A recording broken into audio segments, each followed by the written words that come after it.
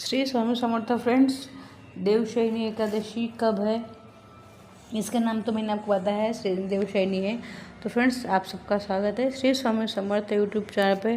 Friends, आषाढ़ शुक्ल पक्ष में पड़ने वाली एकादशी का क्या नाम है, इसको करने से क्या फल मिलता है, ये सब जानकारी मैं आप सबको देने वाली हूँ। फ्रेंड्स, नए फ्रेंड्स जो जुड़ते हैं तो उनको चैनल को सब्सक्राइब अवश्य करना चाहिए ताकि उनको नई नई जानकारी मिल सके। तो फ्रेंड्स चलिए, देवशयनी एकादशी अभी आने वाली है आषाढ़ मास में शुक्ल पक्ष की। वो बुधवार को है, ना कि मंगलवार को, क्योंकि मंगलवार को उद्यास में नहीं होने से बुधवार को आपको करनी पड़ेगी। तो फ्रेंड्स एक बात ध्यान रखिए, 16 को मंगलवार को शाम को शुरू होने वाली है और उद्या की स्थिति के हिसाब से ये 17 को ही करने वाली है। तो सब लोग 17 में करने वाले हैं। सभी वैष्णव जन 17 को कीजिए। देवशयनी एकादशी नाम है इसका। आरंभ हो जाएगी ये 17 को ही उदिता स्थिति में। और इस दिन आपको लक्ष्मी नारायण जी को पंचामृत स्नान करना है, चंदन का लेप करना है। हर प्रकार की समस्या होगा, आपके जो समस्त पापों को समाप्त करने वाली है। फिर चतुर्मास शुरू होने वाला है। फर्स्ट उसके बाद देव शयन करने के लिए जाएंगे।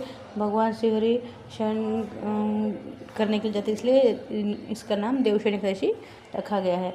तो फ्रेंड्स, मैं आपको इसमें एक सिक्के का उपाय बताने वाली हूँ। फ्रेंड ध्यान सुनिए, सिक्के का उपाय कैसे करना है आपको हम जो उपाय करते हैं फ्रेंड्स, इसको विश्वास श्रद्धा जरूर होनी चाहिए, तभी वो उपाय हमको हमारे काम करते। तो फ्रेंड्स, आपको क्या करना है, देवशयनी एकादशी के शुभ अवसर पर आपको, जैसे कि देवशयनी एकादशी के बाद चतुर्मास शुरू होता है, तो हमको जो शुभ कार्य समाप्त होते हैं, शुभ कार्य हम नहीं कर सकते हैं।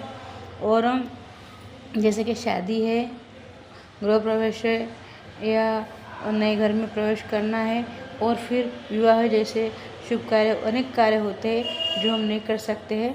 तो फ्रेंड्स, आपको अगर कर्ज की समस्या है, और जैसे आपने कोरोना काल में बहुत लोगों ने कोरोना का सामना किया है, तब उनको बहुत लोगों के बिजनेस जो थे जिन्होंने स्टार्ट किए वो फंस गए हैं।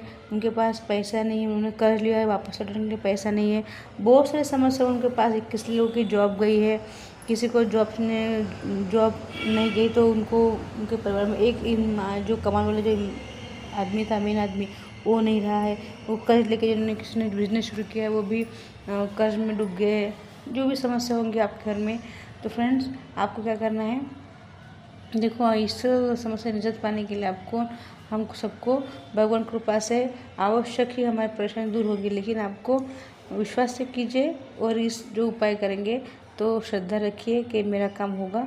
उपाय तभी काम करते हैं, विश्वास हो तभी। तो आपको पीपल के वृक्षों को इस दिन मीठा जल देना है। मीठा जल का मतलब होता है आप शहद पानी में डाल दीजिए या शक्कर डाल दीजिए, दोनों में से एक डाल दीजिए, नहीं तो अगर आपको लगता है तो दोनों में आप डाल के चढ़ा सकते हैं। तो फ्रेंड्स, इस दिन आपको दिया अवश्य जलाना है पीपल के पेड़ के नीचे। क्यों? तो फ्रेंड्स का कारण बताती हूँ मैं आपको। पीपल के वृक्ष में श्री हरि विष्णु माता लक्ष्मी का वास होता है एकादशी को और शनिवार को, ऐसे हमारे ग्रंथ में लिखा गया है। तो इस दिन अगर आप जल चढ़ाते हैं तो श्री हरि विष्णु लक्ष्मी माता प्रसन्न होते हैं। ये लक्ष्मी माता आपको भरपूर धन देती है, तो इसलिए एक उपाय करना है। और दूसरा उपाय क्या करना है, आपको प्रार्थना करनी है वही बैठ के कि हमारे घर में सुख शांति रहे, और हमारे घर में जो परेशानी आपको चल रही है, कर्ज, अगर आपको कर्ज है तो कर्ज के बारे में बोलिए श्री हरि विष्णु को, माता लक्ष्मी को। अगर आपको कुछ बिजनेस है वो डूब गया, उसके बारे में बोल दीजिए। और वहाँ बैठ के 2 मिनट बैठना है, खाली, ज़्यादा नहीं। और 5 या 7 प्रदक्षिणा करके आप घर में आ सकते हैं। इस दिन आप श्री हरि विष्णु को अपने घर में पीली वस्तु या पीले वस्त्र चढ़ा सकते हैं। माता लक्ष्मी को पीले हल्दी का, ये श्री हरि विष्णु को ही हमको पीली हल्दी का टीका लगाना, लेकिन माता लक्ष्मी को भी लगाना। हम ऐसे ही नहीं है, हम माता को ही दोनों को लगाना पड़ता है। अकेले श्री हरि विष्णु को ही नहीं, दोनों को लगाना पड़ता है। खीर का भोग लगाइए या पीली वस्तु का भोग आप लगा सकते हैं। सिक्के चढ़ाइए इसी दिन आपको कल मतलब एकादशी दिन का उपाय एकादशी को करना पड़ेगा। आपको सिक्के लेने हैं, सिक्के चाहे 5 के हो चाहे आपके पास 1 के हो, आप सिक्के ले लीजिए। कम से कम अगर आप 1 रुपये के सिक्के लेंगे तो 11 सिक्के लीजिए। अगर एकादशी का दिन है तो 5 के लेंगे तो भी आज 11 ही लेने हैं आपको।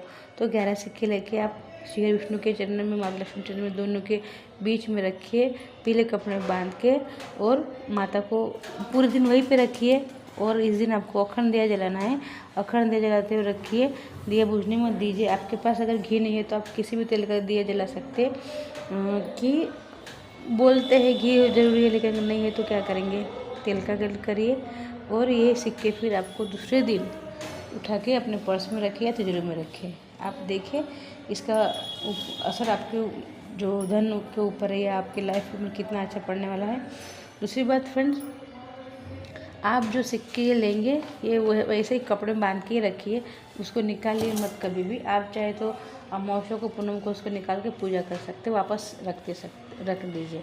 पूजा करके रखना है, वैसे ही कुछ नहीं करना है। पूजा करने का मतलब है जैसे हम पूजा करते हैं, हल्दी कुंकू लगाते हैं, मंत्र बोलते हैं, ऐसे ही, ठीक है।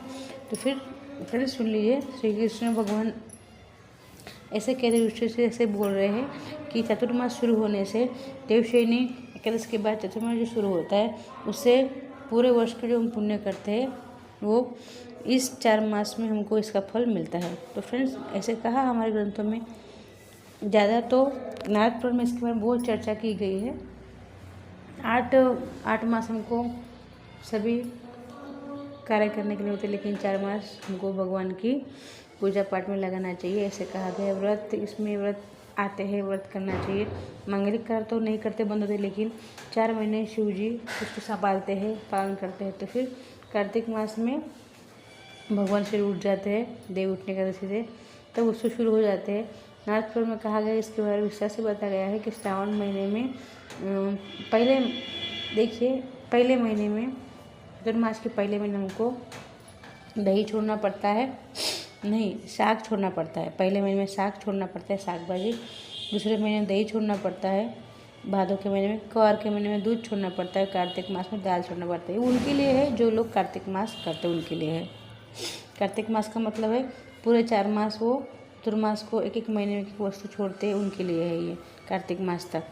ये हमारी संस्कृति में 8 महीने कमाने के लिए है और 4 महीने भजन पूजन के लिए, साधना का, तपस्या के लिए माने गए। अगर आप एकादशी व्रत नहीं करते तो भी आपको 3 एकादशी अवश्य करनी चाहिए, जैसे देवशयनी, देव उठनी और निर्जला। तो फ्रेंड्स मैंने आपको ये जानकारी इसलिए बताई कि आप सनातनी, आपको इसके बारे में जानकारी होनी चाहिए। फ्रेंड्स आपको जानकारी अच्छी लगे तो चैनल सब्सक्राइब अवश्य कीजिए। और नेक्स्ट मैं आपको बताने वाली हूँ कि श्रावण के सोमवार में पहले से मेरे को क्या चढ़ाना चाहिए, चतुर्मास के क्या नियम है, वो सब आपको एक साथ बताऊँगी। श्री स्वामी समर्थ।